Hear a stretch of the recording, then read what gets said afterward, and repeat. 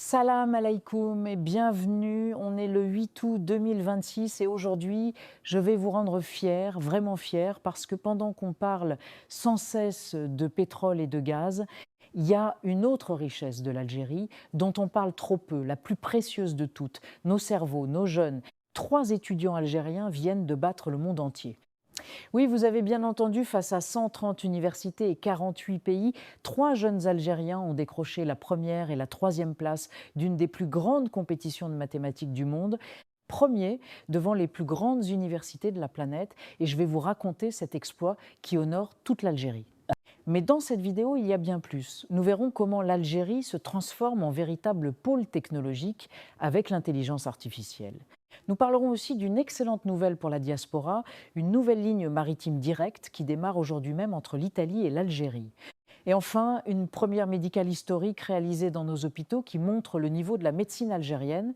4 grands chapitres. D'abord, les génies algériens qui ont battu le monde en mathématiques. Ensuite, l'Algérie qui devient un pôle technologique. Puis la nouvelle ligne maritime pour la diaspora. Et enfin, la première chirurgie robotique en Algérie. Et restez jusqu'au bout parce que chaque partie va nourrir votre fierté. Et en partie 2, je vais vous montrer comment l'Algérie prépare une armée de génies pour l'avenir. C'est parti. Si vous aimez ce type de contenu, n'oubliez pas de vous abonner. Partie 1, les génies algériens qui ont battu le monde en mathématiques. Commençons par cet exploit qui devrait faire la une de tous les journaux et dont chaque Algérien devrait être fier. Voici les faits. 3 étudiants algériens de l'École nationale supérieure de mathématiques, l'ENSM, viennent de réaliser une performance exceptionnelle à la compétition internationale de mathématiques, l'IMC 2026, qui s'est tenue en Bulgarie. Retenez bien leurs noms, car ce sont des noms qui honorent l'Algérie. Shamseddine Abdelali, Mohamed Amir Ben Melouka et Haitham Idriss Et Amdouche ont accompli quelque chose d'extraordinaire. Ils ont décroché la première et la troisième place, non pas dans une petite compétition locale, mais parmi les participants représentant 130 universités de 48 pays. 130 universités du monde entier, 48 pays, et ce sont des Algériens qui sont montés sur la première marche du podium. Prenez un instant pour mesurer cet exploit. Les mathématiques, c'est la discipline fondamentale, la base de toutes les sciences, de l'ingénierie, de l'informatique, de l'intelligence artificielle, de la physique. C'est le langage universel de la connaissance. Et dans cette discipline exigeante entre toutes, s'affrontent les meilleurs cerveaux de la planète, dont ceux des plus prestigieuses universités américaines, européennes et asiatiques. Et ce sont de jeunes Algériens qui ont triomphé, première place mondiale. C'est une source de fierté immense. Le président Tebboune lui-même a tenu à les féliciter publiquement. Il a écrit, je cite, « Une nouvelle participation internationale des plus honorables qui mérite toutes nos félicitations et nos encouragements à nos étudiants de l'École nationale supérieure de mathématiques. » Et il a ajouté cette belle phrase, « C'est ainsi que nous vous voulons toujours à la hauteur de l'excellence et de la distinction. » Les lauréats ont été reçus et distingués lors d'une cérémonie officielle au pôle scientifique et technologique de Sidi Abdellah à Alger. Mais ce qui rend cet exploit encore plus remarquable, c'est qu'il n'est pas un coup de chance isolé. C'est l'aboutissement d'une progression régulière et méthodique. Écoutez cette montée en puissance. Partie 2, l'Algérie devient un pôle technologique. Passons donc à cette transformation en cours, moins visible que le pétrole ou le gaz, mais tout aussi importante pour l'avenir. L'Algérie se construit comme un pôle technologique régional. L'information est la suivante. L'Algérie mène une transformation structurelle pour s'imposer comme un pôle technologique régional porté par le ministère de l'Enseignement supérieur et de la Recherche scientifique. Le pays a compris une chose essentielle. L'avenir n'appartiendra pas seulement à ceux qui ont des matières premières, mais à ceux qui maîtrisent la technologie, le savoir et l'innovation. Et au cœur de cette stratégie, il y a l'intelligence artificielle. Nous en avons déjà parlé sur cette chaîne.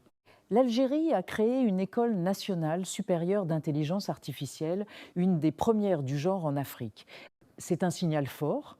Le pays veut former ses propres experts en IA, cette technologie qui va tout transformer, de la médecine à l'agriculture, de l'industrie à l'administration.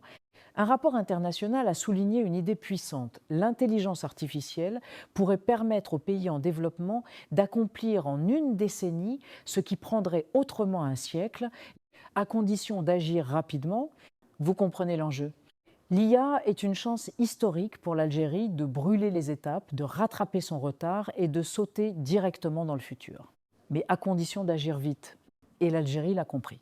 Cette ambition technologique se matérialise dans plusieurs projets concrets dont nous avons parlé. Le pôle scientifique et technologique de Sidi Abdellah, près d'Alger, est une véritable ville de la science et de la technologie. Partie 3. Une nouvelle ligne maritime pour la diaspora. Le troisième chapitre de cette vidéo concerne directement la diaspora et tous ceux qui voyagent entre l'Europe et l'Algérie, car une nouvelle liaison maritime démarre aujourd'hui même, ce 8 août 2026. Voici l'information. À partir d'aujourd'hui, une compagnie maritime italienne inaugure une nouvelle liaison directe vers l'Algérie. C'est une excellente nouvelle pour la diaspora, notamment celle établie en Italie, mais aussi pour tous ceux qui transitent par ce pays et pour le développement des échanges entre les deux rives de la Méditerranée. Pour bien comprendre l'importance de cette nouvelle, rappelons le contexte. Chaque été, des centaines de milliers d'Algériens de la diaspora rentrent au pays. Beaucoup préfèrent voyager par bateau, notamment pour pouvoir emmener leur voiture, chargée de cadeaux et d'affaires pour la famille. Or, la demande de traversée maritime est énorme et l'offre a souvent été insuffisante. Billets chers, bateaux complets des mois à l'avance, choix limités, chaque nouvelle ligne maritime est donc une bouffée d'oxygène. Elle signifie plus de places disponibles, plus de concurrence et donc potentiellement des prix plus abordables. Elle facilite le déplacement des familles, le transport des véhicules et des marchandises. Elle rapproche tout simplement la diaspora de son pays et cette liaison s'inscrit dans une dynamique plus large d'ouverture des transports dont nous avons souvent parlé. Rappelez-vous l'acquisition par air, Algérie de nouveaux avions, l'ouverture de nouvelles lignes aériennes vers Berlin, Varsovie et Séoul, l'arrivée de compagnies low cost comme Volotea et le projet de nouvelles liaisons aériennes entre la France et l'Algérie. Et maintenant, cette ligne maritime italienne.